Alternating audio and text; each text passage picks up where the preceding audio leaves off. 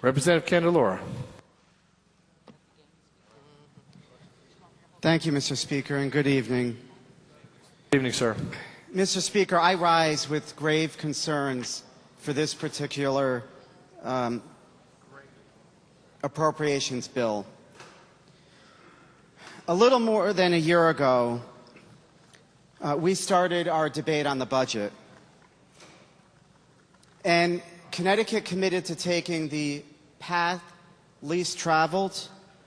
We said that we were going to change the way we did business and put Connecticut back on the track of economic prosperity.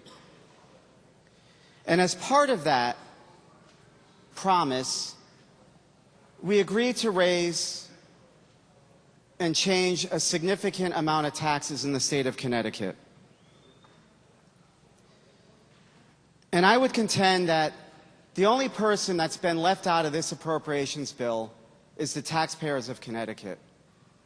This bill represents gimmicks, broken promises, and we have returned to the bad budgeting policies that we have seen in the past. Today we're debating budget adjustments that I would contend are unsustainable, are short-term gimmicks that are only going to head us down a path of structural changes that are unsustainable.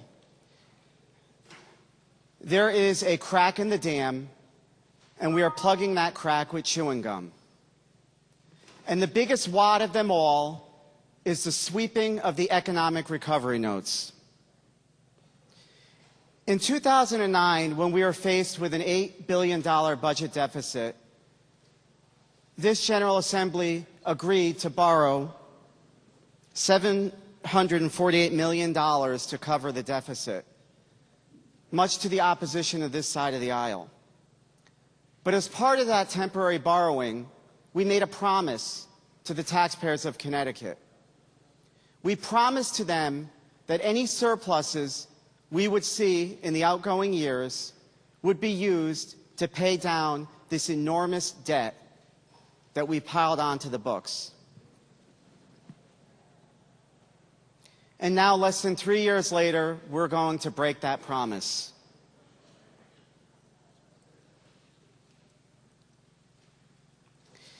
And while that promise may not affect, or the breaking of that promise may not affect how the credit agencies view us, it certainly will affect how the people at home view us.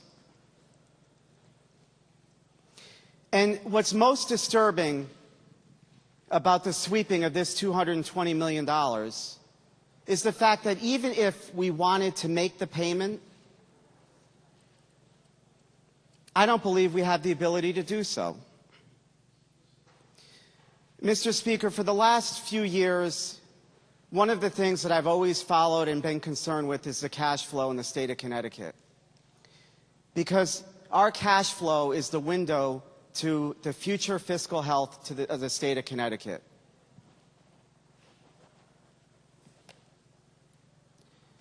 In 2009, our cash pool that's used to pay our state obligations stood at $1.148 billion. In January 2010, our cash stood at $1.190 billion. In 2011, our cash stood at $1.059 billion. And in January 2012, ladies and gentlemen, our cash pool plummeted to $67.1 million, a fraction of what we normally carried during that time. And over the past 4 months, ranging from December through March of 2012, we have averaged $121 million in our cash pool. $121 million. So, ladies and gentlemen, we can't kid ourselves today. If we wanted to use that $220 million surplus to pay down debt, we couldn't do it without borrowing.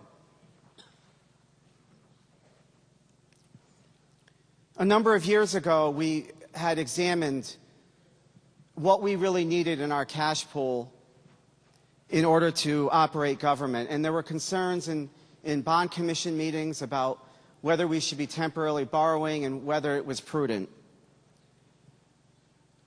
And back then, the treasurer submitted a memo and stated that based on our analysis, our goal is to maintain a cash balance in the neighborhood of $700 million.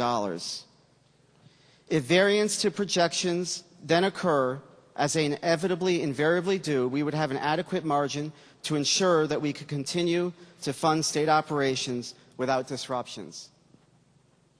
So the goal set by the Treasurer's Office is $700 million in our cash pool. And today, as of April 28th, after deducting the ECS payment that needed to go out at the end of the month, we have less than $300 million in our cash pool. We don't have enough to operate 1 week's worth of state expenses. And I think the reason why this is significant and the reason why we should be paying attention to this is because this budget document that we're creating today does nothing to address this issue. What's contained in this document are more account sweeps that we've seen in the past, refraining from making debt payments, sweeping from the Special Transportation Fund, and piling on additional spending. It is unsustainable what we're doing here today. And while we may have been able to get away with it in the past, we've been able to do so because we had a rainy day fund. Overall, just a year ago, our overall cash, including bonding, was around $2 billion. Today, it's historically dropped to about $1 billion. And so this bill comes a very short way of addressing those problems.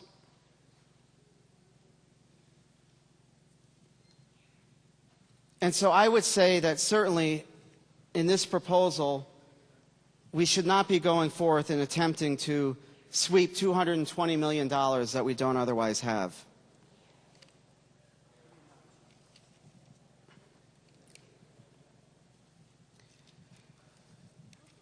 I can recall in past deliberations when we've looked at spending, we've looked at trends, we've looked at revenue.